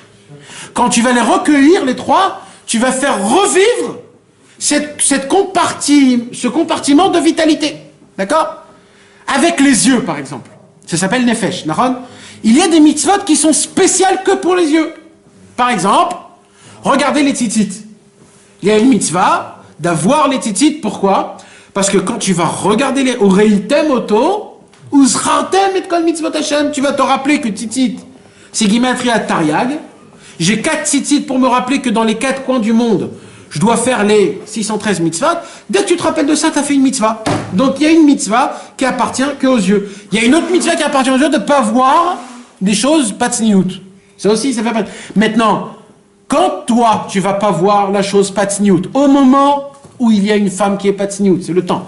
Dans l'entourage qui n'est pas tsniout aussi, ou par exemple dans un endroit pas comme il faut. Au moment où tu as gardé tes yeux, qu'est-ce que tu as fait? Tu as donné de la vitalité dans le monde, par rapport aux yeux, par rapport à cet endroit, par rapport à ce moment. Ça veut dire... Tu as donné de la vitalité. Sans toi, ce moment, il serait détruit. Cet endroit, il serait détruit. Il n'y aurait pas de vitalité dans ça. Toi, tu as donné de la vitalité à tout ce qui est les yeux, tout ce qui est de cet endroit et tout ce qui est de cette situation. Quand un homme, par exemple, il essaye, on va dire, de garder Shabbat. Shabbat, c'est le 7e jour, donc dans l'année, d'accord? Et il faut pour ça un endroit, c'est-à-dire il n'y a pas le mouktsé, tu peux pas trier, il faut pas allumer et il y a toi qui dois garder le Shabbat en toi-même, tu dois être en mode Shabbat, t'habiller pour Shabbat, et manger de Shabbat. Donc, qu'est-ce qui se passe? Le 7e jour, tu as rendu Olam Shana Nefesh, toi, l'environnement, le temps et l'application, tu as donné de la vitalité pour tous les 7 jours. Tu as fait Olam Shana Nefesh. Les mitzvot, ils sont venus pour relier les 3 points et pour leur donner de la vitalité. Il dit, Rabbeinu, qu'est-ce qui se passe? Maintenant, pas toujours ça se fait, mais nous, on doit le faire. Donc le monde, il reçoit de la vitalité des mitzvot. Alors maintenant, écoutez mes amis, c'est ça le plus beau, mes amis. Écoutez la beauté de comment c'est beau. Vakadosh baruchu ou ardut pashut ima mitzvot. Il dit Rabbeinu Akadosh. Akadosh baruchu, c'est une unité avec les mitzvot. Les mitzvot et Hachem, c'est une chose. Il n'y a pas deux choses. Il n'y a pas les mitzvot et Akadosh baruchu. Akadosh baruchu et les mitzvot, c'est la même chose. Ça veut dire quand tu fais une mitzvah, quand tu tiens les téphilines, tu tiens pas les téphilines. Tu tiens Hachem. Mamash. Tu tiens Hachem. Hachem Yitbarach. Quand tu prends une matzah, c'est pas une matzah que tu touches. C'est Hachem que tu touches. Et quand tu vas la manger, tu vas manger Hachem. Mais mec, mes amis, tous les mitzvot, c'est Hachem. Alors il dit Rabbeinu comme ça. Quand Akadosh Baruch Hu dans le ciel, tout va comme il faut. Alors Akadosh Baruch Hu est content et prend du plaisir de nous. Comme c'est écrit, Ismach Hashem b'ma'asav. Dieu est content parce qu'il y a des bonnes actions. Comme quand un homme il fait un tableau et qu'il est très beau le tableau, il regarde le tableau et dit waouh, quel beau tableau. Pareil, quand Hashem il a créé le monde et qu'il voit que le peuple juif il se conduit bien, que le monde il se conduit bien, que tout fonctionne comme il faut, Akadosh Baruch Hu est content. Vakli ou Yafé, et l'ustensile est beau. Azayumi Tanekba, alors Akadosh Baruch Hu, il se régale de ça. Vasimcha shel Akadosh Baruch Hu melubeshet b'mitzvot. Comment on peut découvrir cette mitzvah d'Hachem? Quand on fait la mitzvah besimcha. En fait, mes amis, comment on peut savoir, chas v'shalom kaviachol, je vais le dire un peu grossier, mais c'est juste pour l'exemple. Comment tu peux savoir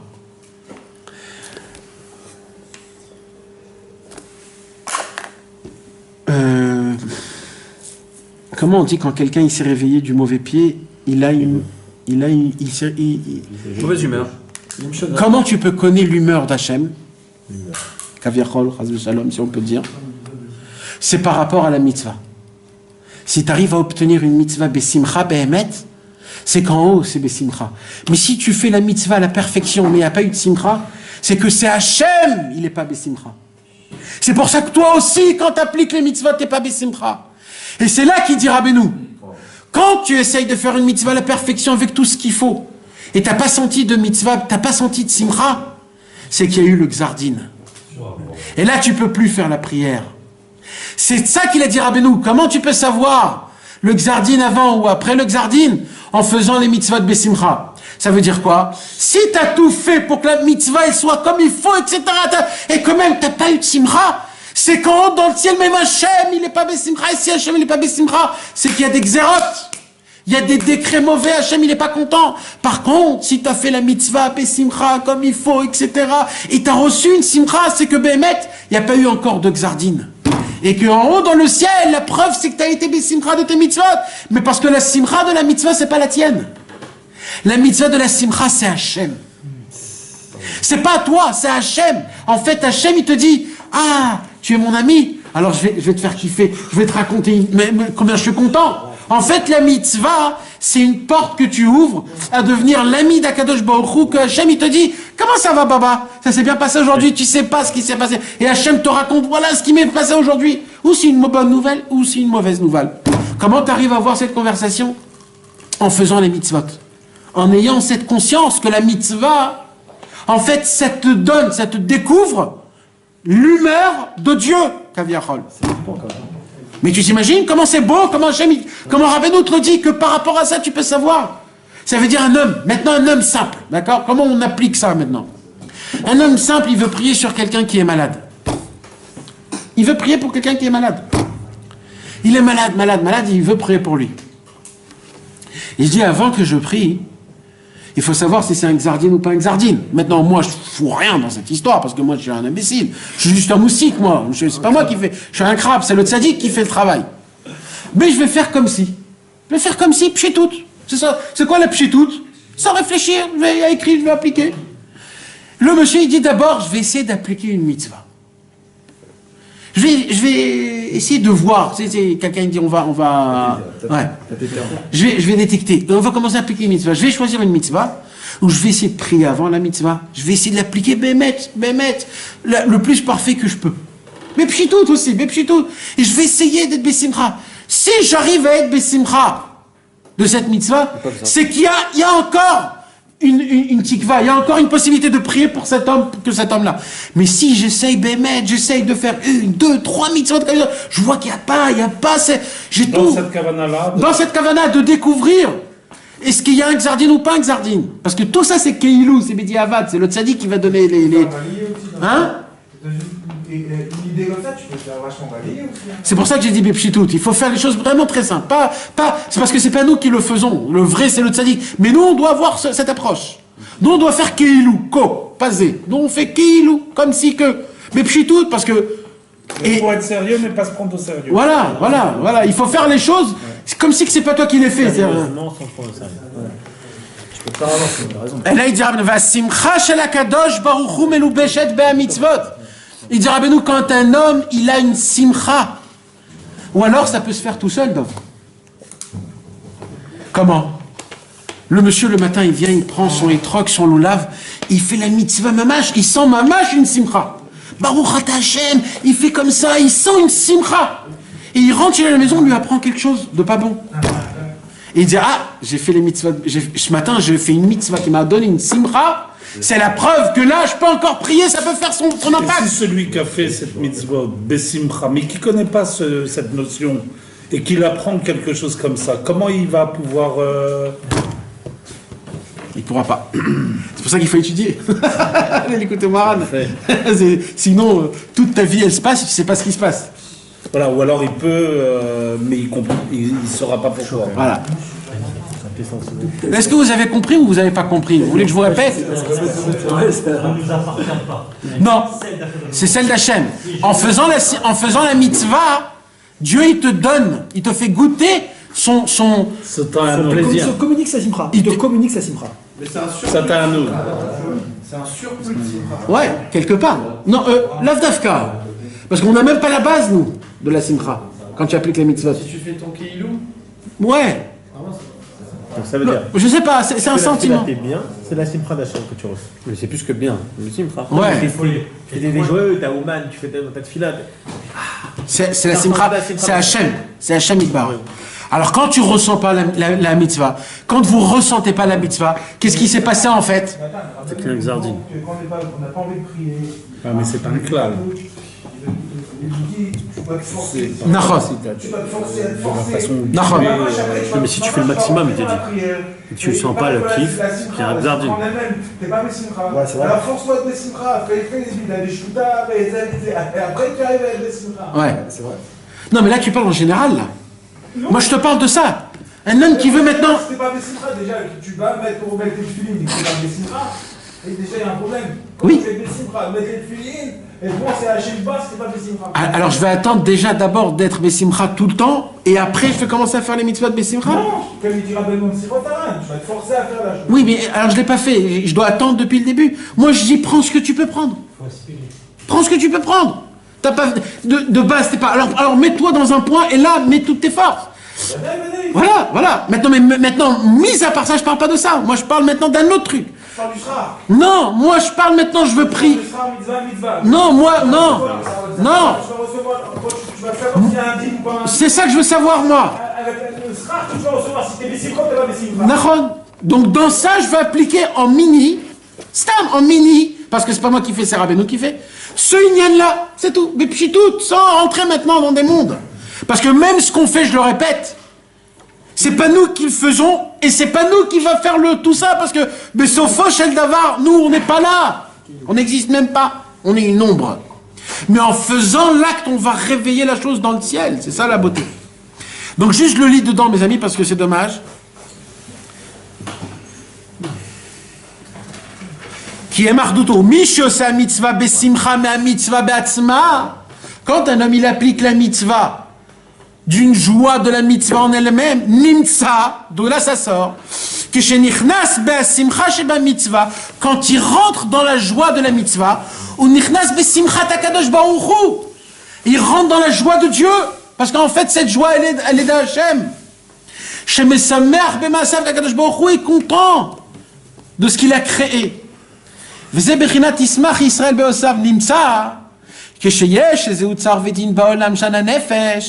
Quand il y a une rigueur ou un décret dans un des trois dimensions, Olam, Shana, Nefesh, le temps, l'espace et l'être humain, alors c'est sûr que Akadosh Baruch Hu, il a un peu moins de simcha, parce que là il a décrété un décret. Il va se passer quelque chose de mal. Alors il s'est passé déjà quelque chose. Ouais. Et là, c'est sûr qu'Hachem il est moins content. Comment Shekatu Vaïtatsev Elibo, c'est écrit, Dieu, il a eu de la tristesse dans son cœur. Ou comment Shekatu Shrina Maomeret Kalani Miroshi Kalani Mizroi. Vezeshinichnas Betor Hasimcha, la personne qui a la possibilité de ressentir la simcha de la mitzvah, Yachol Bevadai, Leda Lefinyan Hasimcha, Imu Kodem Gzardin, Imu Lachar Gzardin. En fonction de la simcha qu'il a dans la mitzvah, il peut comprendre s'il a de la simcha ou s'il n'a pas beaucoup de simcha, comment Hachem il est. S'il est besimcha ou si Hachem il n'est pas besimcha. Mais vous comprenez de quoi je vous parle, mes amis? Là, je vous parle. Là, je vous parle. Si Hachem est joyeux ou pas, vous pouvez avoir la même sensation de Dieu. Dieu te dit son sentiment. C'est pas l'humeur le mot que je voulais dire. Sentiment. Pas de savoir. Hein? Pas de savoir. Comment tu dis Son dévoilement. Si c'est Matzavroir, non? Tout Matzavroir. C'est quoi Matzavroir? Comment on dit Matzavroir? Humeur. Son humeur. Bah, c'est pas le mot que je cherche. Il y a un mot en français. C'est...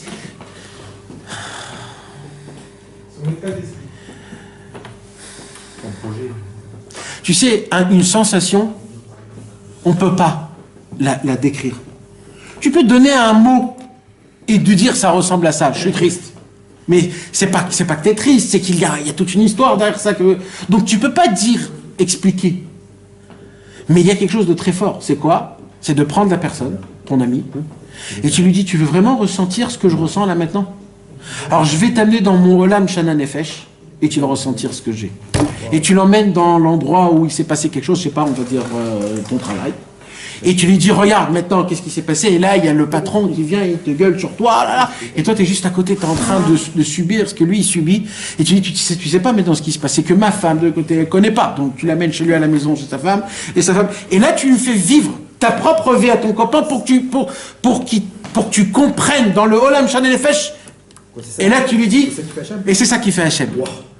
Quand tu appliques la simcha, la mitzvah dans Olam Shana Nefesh, Akadosh Baruch Hu, il t'emmène, ou c'est toi qui emmène Hachem, c'est-à-dire les deux côtés, dans le Olam Shana Nefesh, dans les trois catégories du monde, dans le temps, l'espace et l'être humain, et là-bas, Akadosh Baruch Hu va te faire découvrir ce que lui ressent par rapport à ce qui s'est passé. C'est pour ça qu'automatiquement, quand tu vas prier, tu vas avoir un ressenti, si Béhémet, c'est après le décret, ou avant le décret, parce que tu sens que t'es pas bien. Rabbeinu, quand Rabbi Gedalia Milinitz, un élève du Baal Shem Tov, celui qui a écrit le chiffré à Baal Shem Tov, un très très très très grand sadique, quand Rabbi Gedalia de Linitz est parti de ce monde, Rabbeinu il avait très mal au ventre. Ma'akesher. Apparemment, Rabbi Gedalia Milinitz, il appartenait dans le monde au ventre. Quand il est mort, il a enlevé, Rabbeinu il a eu mal au ventre. Tout de suite, ça s'est déclenché tellement Rabbeinu il maintenait en lui le monde en entier. Quand le Rabbi Levi Yitzhak de Berditchov, il allait de ville en ville, Rabbeinu allait emmener ses téphilines chez un sofer pour vérifier les téphilines. Pourquoi? Il disait Rabbeinu parce que le Rabbi Levi Yitzhak de Berditchov, lui, c'est le parchemin du téphilin. Quand il sort de sa maison, le parchemin, il sort du boîtier des téphilines. Donc c'est très grave. Donc je donne mes téphilines. Parce que chez Rabbeinu, c'était tellement vivant que quand Rabbi Levi Yitzhak sortait de chez lui à la maison, les téphilines de Rabbeinu, ils devenaient psulim. Rabbeinu, quand il buvait l'eau comme ça, il enlevait un tsunami en Indonésie. C'était ça. Quand Rabbi Israël Ben Rodesser, il est allé pendant une semaine, il n'arrivait pas à aller aux toilettes. Il n'arrivait pas une semaine pour un homme âgé, mes amis, vous ne pouvez pas comprendre ce que c'est de ne pas aller aux toilettes. Une semaine, il ne pouvait pas aller aux toilettes. Rabbi Israël, il souffrait. Il demandait, amenez-moi aux toilettes. On l'amenait aux toilettes, on le déshabillait.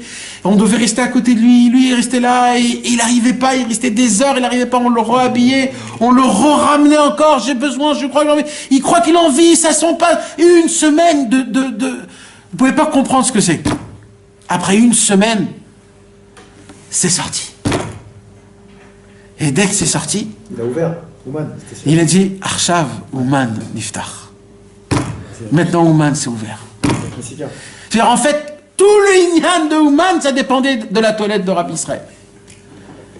Vous imaginez ça? Comment ça s'est passé? Des choses comme ça? On ne sait pas. Un jour, à la guerre du Golfe, mes amis, c'était une guerre qui était très grave.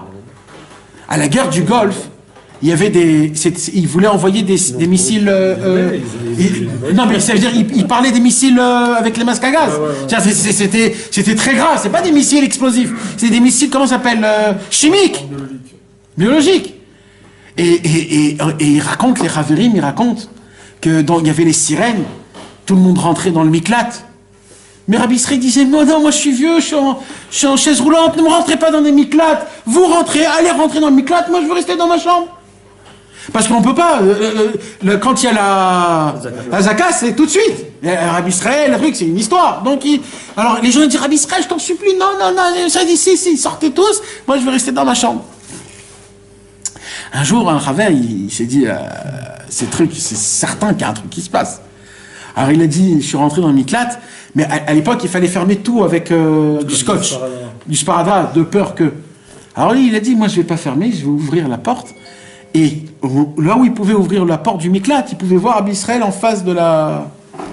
Et il voit que au moment où il y a la sirène, Rabbi Israël, il est sur sa chaise, il devient tout rouge, il met sa tête comme ça, il est très concentré, et il faisait comme ça, comme si... Et le Raver, il disait, comme si il bougeait les missiles, et il disait, c'est bon, il ne s'est rien passé. Et tout de suite, Rabbi Israël disait, allumez la radio. Et Bémet, il est tombé, il ne s'est rien passé. Tout de suite, une deuxième azaka, il se remettait très en concentrant. Il se mettait, parce qu'il disait, c'est bon. Et après, il disait, allumez vite la radio. Et ils allumaient la radio, il y a eu une nefila, il n'y a pas eu de nezakim. Mamash, comme ça. Il disait, Mamash, on voyait qu'il les bougeait, les missiles, il les bougeait avec sa main, il faisait ce qu'il voulait avec. Maintenant, vous croyez que c'est parce que c'était des miracles? C'est pas des miracles. Parce que Rabbi Israël, en lui, il avait en lui tout le Olam Shana Nefesh. C'est-à-dire tout le monde, tout l'espace et tout le temps en lui. C'est pour ça que quand lui, il a mal au petit doigt, c'est qu'au Canada, il se passe un truc. Et lui, c'est par rapport à ça. Quand Rabbeinu, il avait la maladie de la tuberculose, c'est pas pour rien. C'est pas pour rien, Rabbeinu, il a dit, je prends des cachets de la Chine. Il dit Rabbeinu. Il dit parce qu'en prenant des cachets de la Chine, ils savent pas, eux, les Chinois, qu'est-ce que je suis en train de leur faire que je prends, que dans mon ventre, il y a des cachets qui viennent de Chine. C'est une tova, c'est une bonté que je leur fais. Mais de quoi tu me parles? C'est certain que quand un Litaï, il entend ça, il pète un câble, il dit, mais de quoi vous parlez, vous, les Hasidim? Vous êtes devenus complètement fous. Mais non, mais c'était ça, c'est bien mettre ça, parce que c'est ce qu'il dit ici. Il dit tout, tu peux sentir tout par rapport à ce qui se passe. C'est tout le monde, il est dans ton corps. On a tous dans le potentiel de faire bouger le monde en entier que par notre corps. Vous savez, c'est comme le réflexologue. C'est quoi la réflexologie? C'est qu'ils disent que tout le corps humain, il est dans le pied. Quand tu touches dans un point dans le pied, c'est ça en fait, le tzaddik, c'est lui, le point... Le monde, et lui, c'est par rapport à tout son corps ce qui se passe. Nous, en appliquant les mitzvot besimcha, on refait ce lien du Olam Shana Nefesh et on répare le monde. En gardant les yeux, je garde toute la ville de Tel Aviv. Toute la ville de Tel Aviv, et grâce à quoi? C'est parce que hier, j'ai gardé mes yeux. Parce que quelque part, je suis lié avec ça. Est-ce que nous, voilà, par exemple, dans ce Olam Hazé, en étant les chacun de nous. Les élèves de Rabbeinu, si on fait ça, c'est mamash. Mais c'est mamash ça, Rabbeinu, il dit, c'est ça. C'est ça que le monde a été créé que pour ça. Ça veut dire nous, Béhémet. Grosse responsabilité. Oh, là tu comprends, c'est quoi que tu as dans tes mains. Là tu comprends. Surtout ce qui se passe maintenant. Exactement. Que Dieu nous en préserve, qu'on a beaucoup d'âme tacote. On doit se renforcer. On a ça. Quand tu dis qu'on se connecte à la Simcha d'Hachem, Nathan, ce que je comprends pas, c'est qu'Hachem il est en dehors du temps. Ouais. Ça veut dire que moi je me connecte à ce qui me relie moi à Hachem, parce que Hachem autant. Tout ce qu'on parle, c'est toujours par rapport à nous et par rapport à lui. Non, mais ça veut dire que Hachem aujourd'hui, peut-être qu'il est heureux pour moi, mais pour quelqu'un d'autre qui va faire une zéra. Non. C'est-à-dire que moi quand je me connecte à sa Simcha, c'est par rapport à moi alors, c'est ça? Par rapport à toi et par rapport à ta situation et à ton entourage et à tout ce qui te tient à toi. Tout ce qui te concerne dans ta vie. Mais pas que toi personnellement. À ta femme, à tes enfants. Dans ton espace-temps. Olan Shana Nefesh à toi. Ranana, etc. etc. Chai Ben Simon, etc. Au silence ou au moment. Aussi. Exactement. Parce que ce qui est bizarre quand il dit tu peux savoir ce qui va se passer avant le Xardin ou après le Xardin. Non. Pourquoi il dit pas? On va savoir où Hachem il reste. Ouais, mais pourquoi il parle avant? Comme si c'est sûr qu'il va avoir un Xardin. Non, parce qu'il y a un truc qui se passe. On prie pas pour rien. Là, on parle quand il s'est passé quelque chose. On te demande de prier pour quelqu'un. Donc cette personne... Avant le Xardin. Moi, je crois que ça va toujours tomber le Xardin. Non, mais parce que la personne, elle est malade. Donc il doit avoir un Xardin. C'est écrit dans il y a toujours un Xardin. Il y a toujours un Xardin. Toujours, c'est positif ou pas? Toujours il y a un Xardin. Toujours il y a un Xardin. Et le moment à peu près, c'est entre deux Xardin. Ce qui a été par rapport à toi, t'as entendu c'est toujours par rapport à toi. Exactement, tous en fonction de toi, de ta vie, de là où tu es,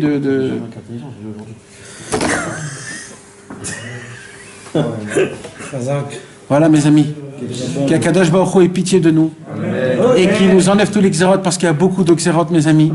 Il faut qu'on fasse teshuva, il faut qu'on fasse les mitzvot un peu plus besimcha parce que c'est pas pachou ce qui se passe. On entend des mauvaises choses, il y a des pertes tous les jours et c'est très chaud. Dans le nord d'Israël, dans le sud d'Israël, dans notre vie, dans nos copains, dans notre entourage, mamash, il faut vraiment se prendre en main et essayer de... Il faut croire que ça dépend de nous, que nous on peut changer, qu'on n'est pas juste... Des petits élèves. Exactement. Mais mettre le monde, il bouge en fonction de nous. Bezrat Hashem. Il y a un grand Yachar Koach à Mordechai pour la Seouda qui amène. Et à sa femme. Et Bezrat Hashem, la Refoua Shlema pour... Il croit comment? Arrête.